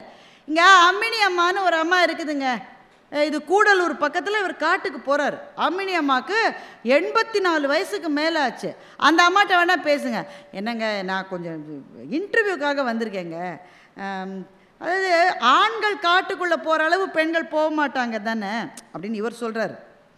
பெண்கள் அவ்வளோலாம் போக மாட்டாங்க, அவங்களுக்கு அவ்வளோ விஷயம் தெரியாது. நீ வேணும்னா இந்த அம்மாட்ட எடு, இல்லைன்னா கிளம்பிக்கிட்டே இருன்னு அவங்க சொல்லியிருக்காங்க. சரி, வந்த வேலைக்கு இதையாவது முடிப்போமேன்னு அம்மினி அம்மா, அதுவும் 84 வயசு பாட்டி என்ன பேசுன்னு நினச்சிக்கிட்டு இவர் போயிருக்கார். அந்த அம்மாவோட இன்டர்வியூ எடுத்துருக்க பாருங்கள். அதுதான் அவருக்கு கிடைத்த புதையல். ஒவ்வொருத்தருக்கும் புதையல் ஒவ்வொரு இடத்துல கிடைக்குது இல்லை, அவருக்கு கிடைத்த புதையல் அம்மினி அம்மாவோட. அம்மினி அம்மா வீட்டுக்கு இவர் போகிறாரு. வீடுனா என்னங்க, நமக்கெல்லாம் தெரியவே தெரியாது. பழங்குடியின மக்களினுடைய வீடெல்லாம் எப்படி இருக்குன்னு கூட நமக்கு தெரியாது. வெறும் மண்ணை குழைச்சி பூசின தரைங்க, அவ்வளோதாங்க வீடு. வெறும் மண்ணை குழைச்சி அப்படி ஒரு வீடு மாதிரி ஒன்று, அவ்வளோதான். அதில் தான் அந்த அம்மா 84 வருஷமாக இருந்துகிட்டு இருக்கு. இவர் போகிற பாதையை பார்த்தா அந்த பாதையில் யானைகள் நடந்து போன தடம் இருக்குது. ஒரு யானை 2 யானை இல்லை, பல யானைகள் நடந்து போன தடம். அந்த அம்மா வீட்டுக்கு பக்கத்துலேயே போயிருக்கு யானை எல்லாம். நாம் காட்டு வழியில் யானையை பார்த்தா என்ன ஆகும்? நாம் உடனே மேன் அனிமல் கான்ஃப்ளிக்ட் அடுத்த நாள் பேப்பரில் வந்துடும். மனிதனும் விலங்குகளும் ஒன்றுக்கொன்று எதிரானவை. இவர் அம்மினி அம்மாட்ட கேட்குறாரு, யானை வந்துதா? தினம்தான் வருது. என்னம்மா இப்படி சொல்கிற? ஆமாம், இது யானை போகிற பாதை தானே, இங்கே தான் போகும். ஏம்மா உன் வீட்டை பார்த்தா ஒருத்தர் தும்மினாலே விழுந்துடுற மாதிரி இருக்குது. யானை இந்த பக்கமாக போயிருக்கு, லேசாக ஒரு சாஞ்சா கூட உன் வீடு விழுந்துருமேம்மா. அதெல்லாம் பெரியவர் செய்ய மாட்டார். யார் பெரியவர்? சாமிங்க. யார் சாமி? உங்கள் சாமி. அதுதாங்க, நாங்கள் யானை எல்லாம் சொல்ல மாட்டோம், அதெல்லாம் டவுனுக்காரங்க சொல்லுவீங்க. நாங்கள் பெரியவர்னு தான் சொல்லுவோம். அது இந்த வழியாக போகும், சில சமயம் அப்படி இப்படிங்க. நாங்கள் வீட்டுக்குள்ளே இருந்தே, பெரியவரே வீட்டை இடிச்சிடாதப்பா, இருக்கிறதே இது ஒன்று தான்ப்பா, நான் அடக்க ஒடுக்கமாக போகுமே தவிர வீட்டை தொடாதுன்னு அம்மினி அம்மா சொல்லுது. சார் இது நடந்தது சார், நடந்தது தான் அவர் பதிவு செய்கிறாரு. எனக்கு இப்போ என்ன கேள்வினாக்க, ஒரு காட்டிலே 84 ஆண்டுகள் வாழ்ந்த ஒரு பெண், முறையான கல்வி என்பது அவர்களுக்கு இருந்திருக்கும் என்று நான் நினைக்கவில்லை. ஸ்கூலில் போய் படித்து, காலேஜில் போய் படித்து, என் பையன் என்ஜினியர் ஆனோம், என் பையன் இதெல்லாம் என்னன்னே அவங்களுக்கு தெரியாது. ஆனால் அந்த காட்டிலே இருக்கிற ஒவ்வொரு இலையை பற்றியும் அந்த 84 வயது பெண்ணுக்கு ஒரு தகவல் தெரிந்திருக்கிறது. அந்த காட்டிலே இந்த மரத்து பக்கத்தில் கையை வைக்காதீங்க, அது உங்களுக்கெல்லாம் அரிக்கும். உங்களுக்கெல்லாம் அரிக்கும்னா உங்களுக்கு அரிக்காதா? எங்களை பார்த்தா அது அரிப்பு எடுக்காதுங்குது. அப்போ அந்த மரத்துக்கும் அந்த மனிதர்களுக்கும் ஏதோ ஒரு பேச்சுவார்த்தை நடக்கிறது. அது நம்மை போல அந்நியர்கள் போனால்தான் அதுக்கு பிடிக்கலையே தவிர அங்கேயே வாழ்கிறவர்களோடு சேர்ந்து வாழ அது தயாராக இருக்கிறது. சார் அது வாழற இடத்தெல்லாம் நாம் ஆக்கிரமிச்சுட்டு அது வீட்டுக்குள்ளே வந்துருச்சுன்றோம். அதோடைய இடம் சார் அது. அதை அவர் பதிவு பண்ணுறாரு. இன்னொரு சகோதரர் சொல்லி, ஒரு புது காட்டிலாக்க அதிகாரி சார்ஜ் எடுத்துகிட்டு போகிறாரு. அப்போ தான் முதல் நாள் போயிருக்காரு. ஒரு பலா மரம் அப்படியே காய்ச்சி அந்த மேல் இதிலேருந்து பெரும் பலா பார்த்த உடனே இவருக்கு அப்படியே, வந்து சாப்பிட்ற நேரத்தில் இதெல்லாம் சொல்லக்கூடாது, அப்படியே பலாமா இருக்கு. உடனே அந்த வழியாக அந்த பழங்குடியினத்து இளைஞர் ஒருத்தர் போயிருக்காரு. தம்பி இங்கே வா, அதிகாரி சொன்னால் வராமல் இருக்க முடியுமா? அவர் வந்திருக்கார். இந்த மரத்தில் அப்படியே ஏறி அந்த பலா அதை கட் பண்ணி போடுப்பா. செய்ய மாட்டான். காசு தரேன்ப்பா. காசு கொடுத்தாலும் செய்ய மாட்டேன். நம்ம சொல்லுவோம்மா சார், இதை காசு கொடுன்னு காசு கொடுக்குறேன்னு அடுத்த கேள்வி நாம் என்ன கேட்போம்? எவ்வளோ தரும்? அதெல்லாம் கம்மி, டபுள் கொடுத்தா செய்கிறேன். நம்ம லாங்குவேஜ் அப்படி தானே இருக்கு இல்லை? அந்த பையன் சொல்லியிருக்கான், என்ன காசுன்னு கேட்கல, அவனுக்கு காசு பெரிய விஷயம் தானே. காசு கொடுத்தாலும் செய்ய மாட்டேன். ஏன்டா செய்ய மாட்டேன்? அதிகாரி சொல்கிறேன்டா. அதிகாரி சொன்னாலும் செய்ய மாட்டேன். அதிகாரி சொல்கிறத செய்யலைன்னா என்ன ஆகும் தெரியுமா? தெரியும், ஆனால் செய்ய மாட்டேன். ஏன்டா செய்ய மாட்டேன்? பலா மரத்தில் உச்சி கிளையில் காய் காய்ச்சுதுன்னா கொம்பனுக்கு தான் அது, நான் தொடக்கூடாது. கொம்பன்னா ஆண் யானை, யானைக்கானது அது, அதை நான் எடுக்கக்கூடாது. சார் சட்டம் போட்டு தண்டனைகளை டாக்குமெண்ட் பண்ண பிறகும் தவறுகள் நடப்பது நாம் வாழ்கிற இடங்களில். சட்டம் என்பது எழுத்தில் இல்லாமல், தண்டனை என்பது அமலில் இல்லாமல், காடு சொல்லுகிற நியதிகளுக்கு கட்டுப்பட்டு அந்த பழங்குடி சமூகம் வாழ்கிறது என்றால் அவர்கள் நாகரிகம் பெற்றவர்களா? நாம் நாகரிகம் பெற்றவர்கள். அந்த ஒரு செகண்டில் அந்த பலாக்காயை அந்த பையனால் எடுக்க முடியும். அவனோட சக்தி அப்படிப்பட்ட சக்தி. நமக்கு தான் பலா பழத்தை கட் பண்ணுறதுக்கு எண்ணெயை கையில் தடவிக்கிட்டு வீட்டிலே இருக்கிறத பெரிய கத்தி கொண்டு வந்து அந்த கத்தி அந்த அம்மா பிடிக்குது, இவர் தூக்கி தூக்கி போடுறாரு. அது அப்படியே இருக்குது. 4 ஆளை கூப்பிட்டு பழக்கா. அவனுக்கு அதெல்லாம் தேவையில்லை, அவன் ஒரு அடி வச்சா அது பழக்குது. ஆனால் செய்ய மாட்டான். அவன் ஏன் செய்ய மாட்டான்? காடு என்பது யாருக்கு எதை கொடுத்து நாம் எதை சாப்பிட வேண்டும் என்ற நியதிகளோடு இயங்குகிற ஒரு உலகம். ஒருவனுடைய சாப்பாட்டை அங்கே இன்னொருவன் தொடவே மாட்டான். அப்போ இதைத்தான் அம்மினி அம்மாட்ட அவர் கேட்குறாரு. நீ சொன்னால் யானை எப்படி பாட்டி கேட்கும்? கேட்கும், சொல்கிற விதமாக சொல்லணும். சொல்கிற விதமாக சொல்லணும். எப்பா என் வீட்டில் இதுவும் செய்யாதப்பானா நாம் பேசுகிறது அதுக்கு புரியும் என்று அம்மினி அம்மா சொல்லிக்கிறார். இப்போ இந்த புத்தகத்தை கழுகுகளின் அந்த காடு என்ற புத்தகத்தை படிக்கிற போது எனக்கு ஒரு பெரிய வெளிச்சம் பாருங்கள் நண்பர்களே, பெரிய வெளிச்சம். நம்மை பொறுத்தவரையில் அறிவாளி என்பவன் யார்? யாரை நீங்கள் அறிவாளி என்று சொல்லுவீர்கள்? எங்கள் வீட்டு பக்கத்தில் ஒருத்தர் போய் பிஹெச்டிலாம் 4 PhD பண்ணியிருக்கார். அவர் பெரிய அறிவாளி. எதிர் வீட்டில் ஒரு ஆள் பெரிய அதிகாரிங்க. இந்த அதிகாரி படித்தவர் எல்லாரும் போய் யார்கிட்ட கும்பிட்டு நிற்கிறாங்கன்னா, ஜாஸ்தி காசு இருக்குல்ல அவன்கிட்ட போய் கும்பிட்டு நிற்கிறாங்க. அதனால் அவன் தான் எல்லாரையும் விட பெரிய ஆள். இதுதான் நம்முடைய மதிப்பீடு. யார் டெக்னாலஜிக்கலி சாவி, பெரிய டெக்னாலஜி படிப்பெல்லாம் படிச்சிருக்கார், ரொம்ப பெரிய மருத்துவர், ரொம்ப பெரிய வக்கீல். அப்போ முறை சார்ந்த கல்வி கற்றவர்களை, புத்தகங்கள் படித்தவர்களைத்தான் அறிவாளிகள் என்று மதிக்கின்றது நம்முடைய பார்வை. ஆனால் ஒரு காட்டிலே ஒவ்வொரு இலையும் ஒரு கதை சொல்லும், ஒரு காட்டிலே ஒவ்வொரு விலங்கும் இப்படி வாழும் என்று தெரிந்து வைத்தவர்களை அறிவாளிகள் என்று கூட நாம் ஏற்றுக்கொள்வதில்லை என்று சொன்னால் நம்மை விட முட்டாள்கள் வேறு யார் இருக்க முடியும்? இந்த புத்தகம் எனக்கு கொடுத்த மிகப்பெரிய புதையல் என்னவென்றால், அறிவு என்பது ஒரு வழிப்பாதை அல்ல, அது பரந்துபட்ட பல வழிப்பாதை. அவரவர் துறைகளில் அவரவருக்கு இருக்கிற அறிவை நாம் மதித்தோம் என்று சொன்னால் அப்போதுதான் நம்முடைய வாழ்வு எல்லாரையும் ஒன்றாக இணைத்து கொண்ட சமத்துவ வாழ்வாக மலர முடியும். இதுதான் எனக்கு கிடைத்த மாபெரும் பாடம். நீங்க பார்த்தீங்கன்னா பெரிய அறிஞர்கள், அவங்கள சாமானியர்கள் ஜெயிச்சதா ஒரு கதை எல்லா தொன்மங்கள்லையும் இருக்கும். இப்போ அவ்வை பாட்டி ரொம்ப பெரிய புத்திசாலி தானே. ஒரு காட்டிலே இருக்கிற ஒரு சிறுவன் சுட்ட பழம் வேணுமா சுடாத பழம் வேணுமான்னு கேட்குறான். அப்போ அவ்வை அதை பாடலாக எழுதுகிறார். காட்டில் இருக்கிற ஒரு பையன்ட்ட நான் தோத்து போனேன், 2 நாள் எனக்கு தூக்கம் வராதுன்னு பாட்டு எழுதுறாய். இரு இரா துஞ்சாது என் விழின்னு எழுதுறான். அது அப்படி தான் இருக்கும் பாருங்கள். நாங்கள் கூட பட்டிமன்றத்தில் சரியாக பேசலைன்னா தூங்கவே முடியாது. அன்றைக்கி ராஜா அப்படி சொன்னப்போ நான் இப்படி பதில் சொல்லியிருக்கணும், ஐயோ விட்டேனே இன்னுமே என்னத்து செய்கிறது, அங்கே எல்லாம் தோணணும். அப்போது நம்ம அந்த இடத்துல பதில் சொல்ல முடியலன்னா அது நம்ம தூங்க முடியாது. அதைத்தான் அவ்வை சொன்னா, இரு இரா துஞ்சாது என் விழி. அது மாதிரி தான் கம்பன் ஒரு வழியாக போனான்னா, மூங்கில் இலை மேலே தூங்கும் பனி நீரேன்னு ஒரு உழவன் பாட்டு பாடிட்டு வீட்டுக்கு போயிட்டானோ. ஐயோ அடுத்த நாள் எப்போ வருவான், அடுத்த லைன் என்ன கம்பனுக்கு வராத வரியா, அடுத்த லைன் கம்பனுக்கு வரல. அடுத்த நாள் அந்த உழவன் அதை கம்ப்ளீட் பண்ணான். மூங்கில் இலை மேலே தூங்கும் பனி நீரை வாங்கும் கதிரோனேன்னு உழவன் கம்ப்ளீட் பண்ணான். ஐயோ இது இல்லை கவிதைன்னு கம்பன் சொன்னதாக ஒரு கதை இருக்கிறது. நிஜமாக நடந்திருக்கலாம், நடக்காமல் இருந்திருக்கலாம். ஆனால் இந்த மாதிரி கதைகள் நிறைய இருக்கும். அறிவாளிகளை சாமானியர்கள் எதிர்த்து ஜெயித்ததாக. எனக்கு ரொம்ப பிடிச்ச கதை, காளிதாசனை பற்றி கேள்விப்பட்டிருப்பீங்க. காளிதாசன் போஜராஜனுடைய அவையிலே அவை புலவனாக இருந்தான்.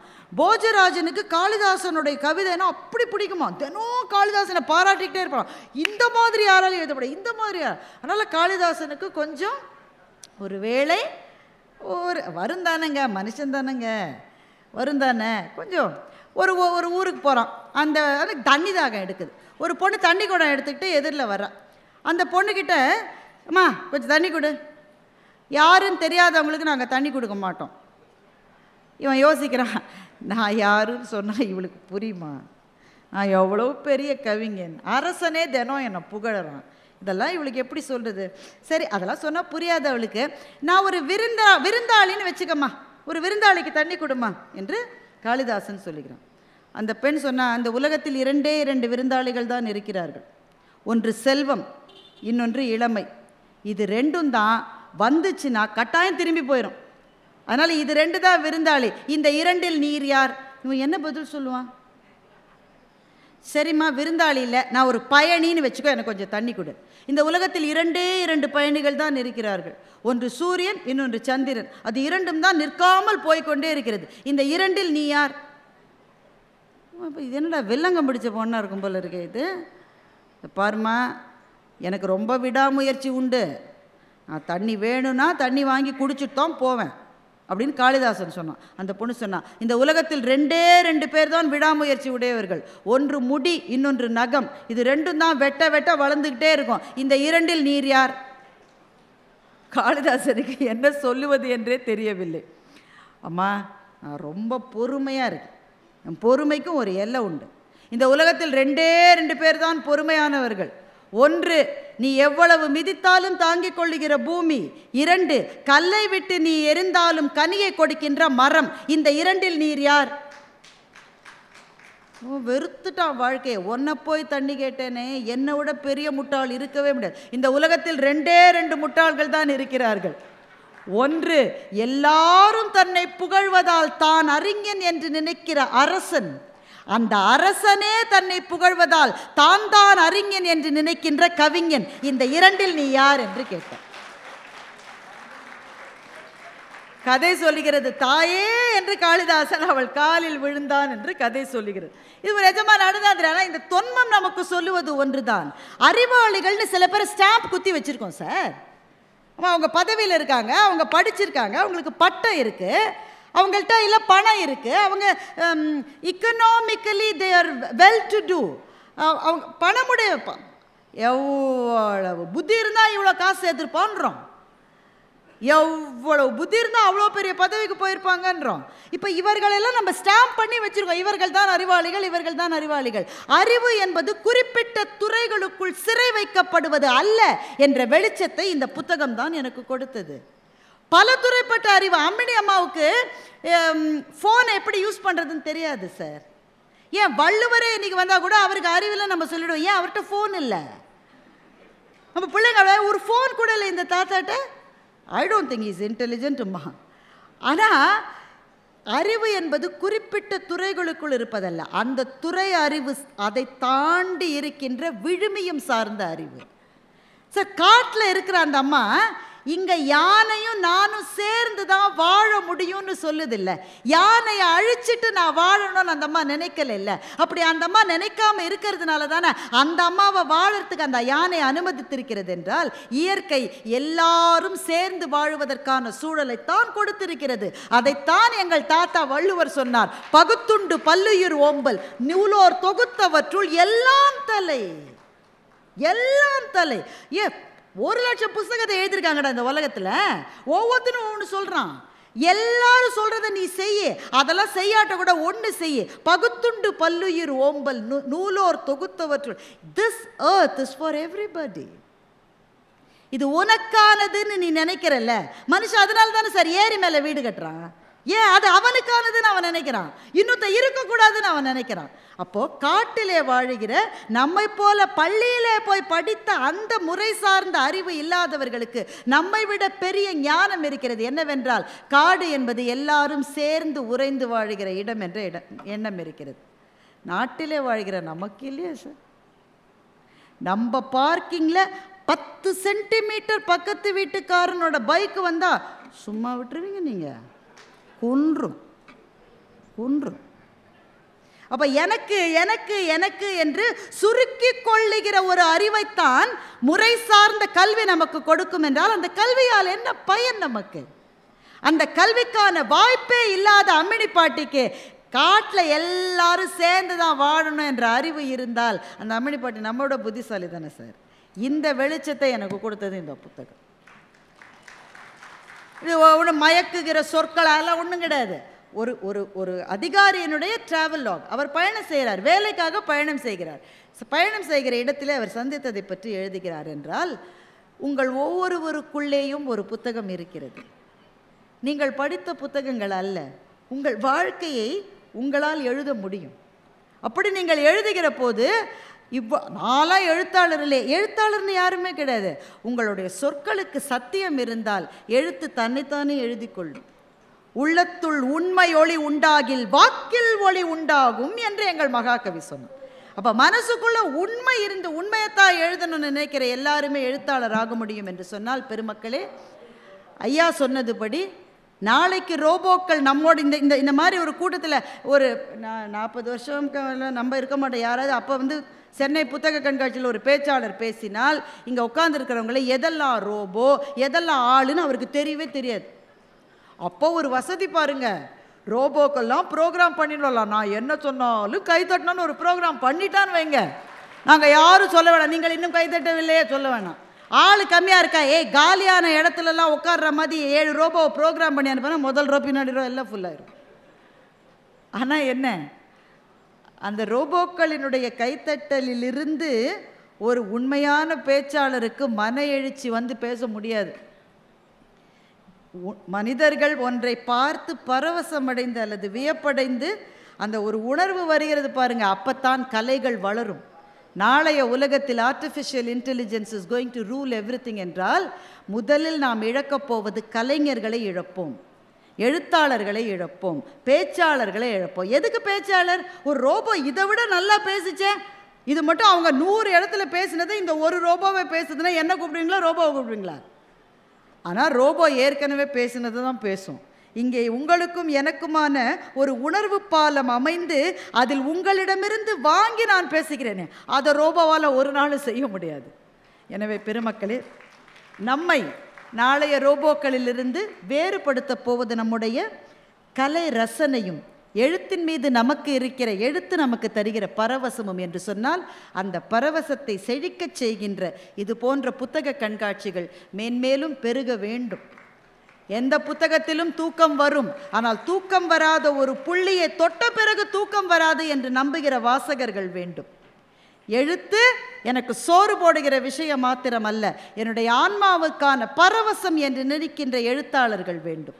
இதை பற்றி தான் எழுதினோம். மாலா சேகரை காதலித்தாள், சேகர் மாலாவை காதலித்தாள். இந்த கதைகள்லாம் இருக்கட்டும், ஆனால் இதை தாண்டி காடுகளிலே வாழ்கிற அம்மினி அம்மாவை பற்றியும் கழுகுகளை பற்றியும் எழுதுகிற புத்தம்புது எழுத்தாளர்களும் சிந்தனைகளும் வேண்டும்.